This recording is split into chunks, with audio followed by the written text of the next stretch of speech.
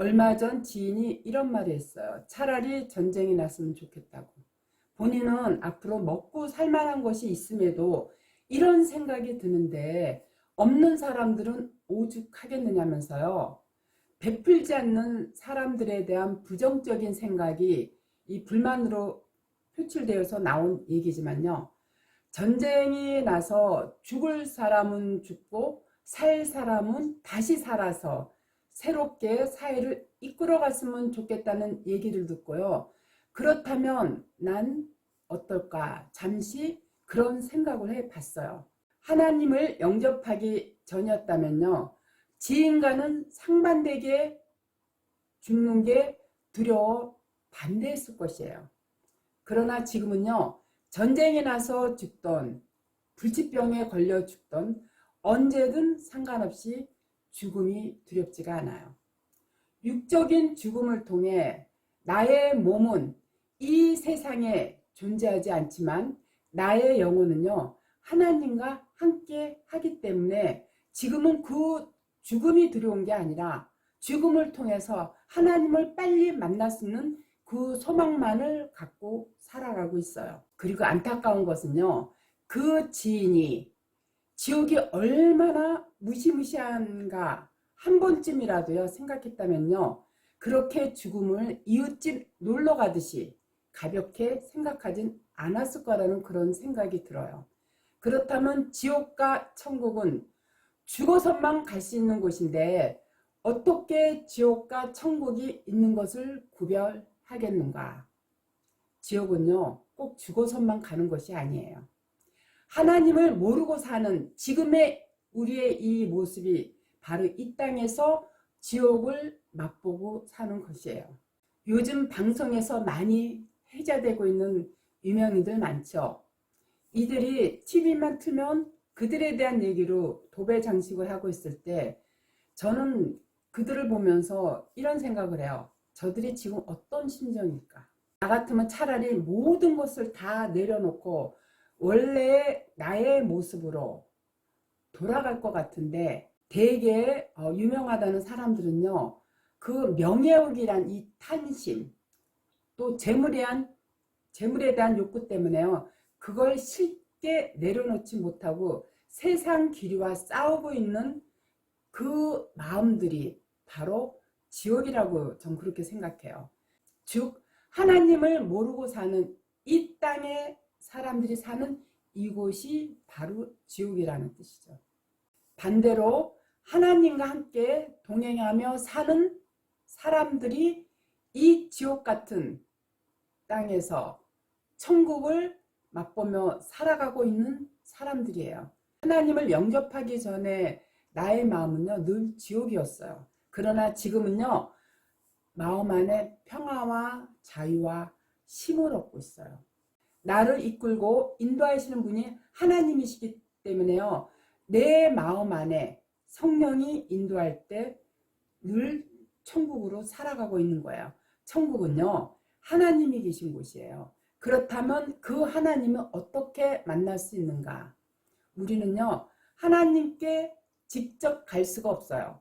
예수께서 십자가에 달리실 때 예수 안에 계신 그리스도이신 그 하나님이 살리셨듯이요. 그리스도 안에는요. 늘 하나님이 동행하고 계세요.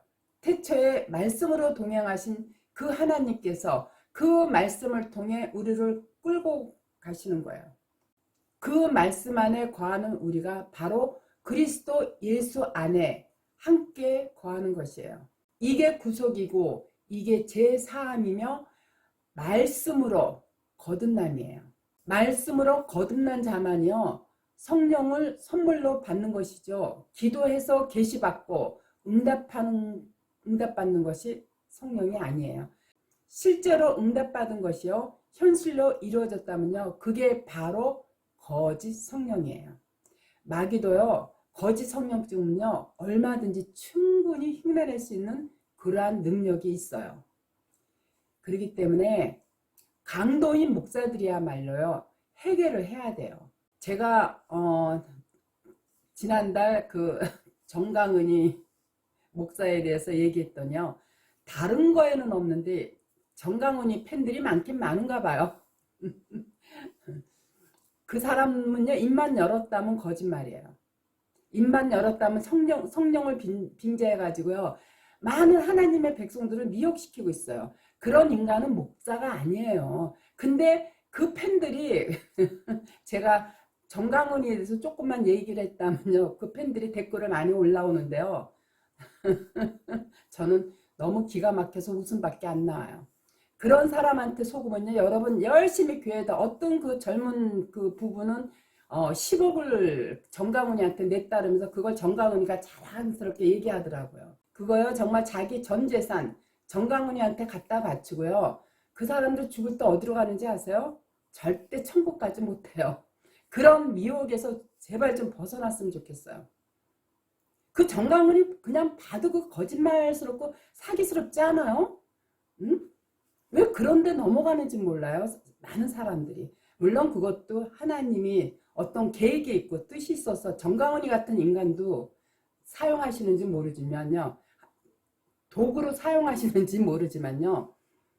여러분들 그런 정강훈이 같은 사람한테요, 미혹되면요, 여러분들 열심히 이 땅에서 교회 다니면서 종교생활하면서요, 결국은 갈 곳은 한 군데밖에 없어요. 거기 절대 천국이 아니에요. 저는 그 정강훈이만 보면 한심한 생각이 들어요. 자, 정말 목사들이요, 천국을 믿는다면요, 그리고 하나님을 믿는다면요, 그렇게 할 수가 없어요. 그리고 이 땅에 뭐 그렇게 돈에 연연하고 인기에 연연하고 명예에 연연하느냐고요. 더 좋은 곳이 있는데 그건 하나님을 믿지 않는다는 뜻이에요. 하나님을 빙자해서 자기의 명예를 추구하고 자기의 이익을 추구하고 그러는 거죠. 그들은 절대 그 마음 안에 하나님이 없어요. 하나님이 있으면 그렇게 할 수가 없죠. 하나님이 어떤 분이신데요. 그래서 우리 한국교회들, 우리 교인들, 그야말로 천만 인구가 되는 이 교인들이요, 그런 교회들한테, 목사들한테 속지 않았으면 좋겠어요. 정강훈이 그 글 올려놨을 때 어떤 사람이 그래요. 그러면 아무개 이러한 목사들도 잘못된 목사냐. 저는 그 목사들이 잘못됐는지 잘 됐는지는 모르겠어요. 저는 거기 올렸던 몇몇의 목사들, 그 목사들이 어떤지 그런 상황은 모르겠어요. 단 이거는 분명하게 알아요. 목사가 크게 교회를 확장하려고 한다거나 많은 교인들을 내 교회로 끌어들이기 위해서 엉뚱한 행위 있죠. 무슨 꿈에 계시를 받았네. 치유의 은사가 있어서 아무개를 치료했더니 치료해서 그 사람이 나았네. 그 얘기할 때마다 그 많은 교인들이 할렐루야고 외치는 그러한 교회들은 다 무당짓거리 하는 교회라고 저는 제가 성경 말씀을 통해서 확실하게 제가 자신하고 얘기할 수가 있어요. 그거 무당짓거리예요. 예수님께서 물론 신약에서 3년 반 동안에 많은 이적을 보이셨어요. 그거는 환자들을 병든 자를 고쳐서 어떤 이적을 일으킨 그런 내용이 담겨 있는 게 아니고요. 그 안에는 천국이 이런 것이라는 어떤 깊은 숨은 뜻이 담겨 있는 가운데서 그 질병 있는 자들을 치료해 주신 거예요. 특히 성경에서 소경들을 가장 많이 치료를 해주셨는데 모든 병을 치료해 주실 적마다 하신 말씀이 있어요. 네 믿음이 너를 구원했다요. 근데 유독 왜 소경들을 많이 고치셨느냐? 성경을 보고도 깨닫지 못하는 게 그게 바로 소경이에요. 앞을 못 보는 게 소경이 아니라 해서 앞을 못 보는 소경들을 비유로 해서 고쳐주신 게 바로 그거라고요. 네 믿음이 너를 구원했다요. 우리가 성경을 보고도 깨닫지 못하니까요. 정강훈이처럼 그 장님이 길을 인도하니 얼마나 많은 사람들이 그 무저경에 빠지고 지역 구덩텅이로 빠지겠느냐는 거죠. 그래서 성경을 보고도 깨닫지 못하는 자가 바로 소경이에요. 근데 뭐라고 구약에서 말씀하셨냐면 소경이 누구냐? 내 종이 아니냐? 이렇게 말씀하시죠. 누가요? 하나님께서요. 내 종이 소경이래요. 내 종이 누구예요? 거창하게 입으로 하나님 말씀을 전화한다는 그 목사들 아니에요? 그러니까 그 목사들한테 속지 말라고 제가 얘기하는 거예요. 저는 그래서 어디 가서, 저도 사실 목사지만 어디 가서 저는 목사라는 얘기 안 해요. 왜? 너무 부끄러워요. 우리 동네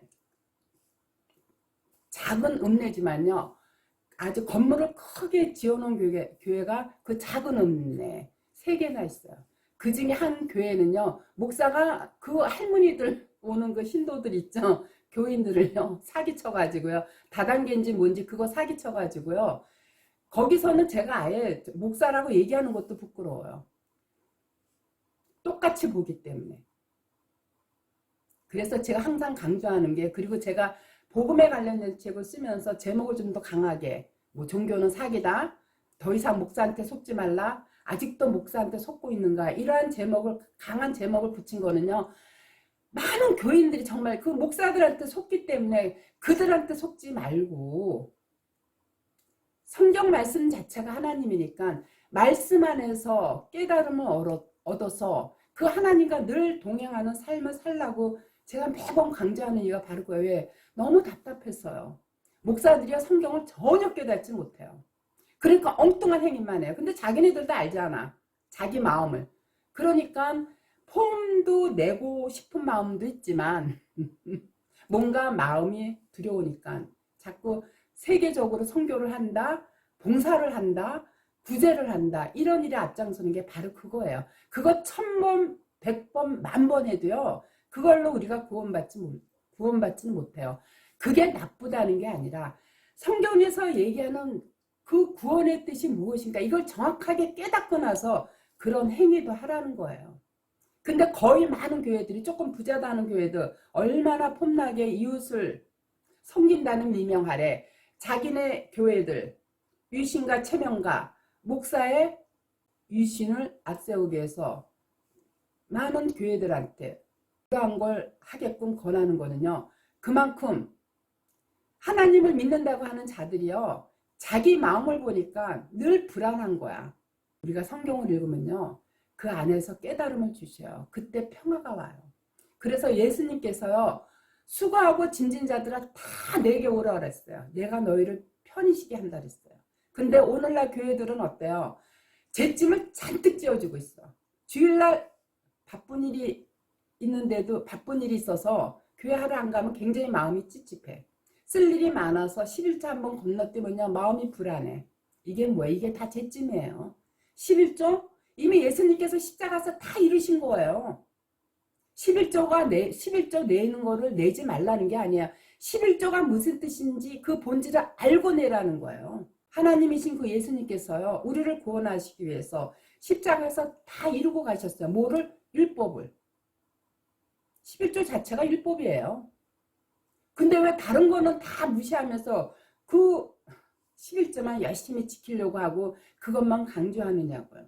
예수님의 말씀과 내가 하나가 될 때 거기가 하나님 나라예요. 교인들 이거 제발 잊지 않았으면 좋겠어요. 정말 안타까워서 하는 얘기예요. 아시겠죠?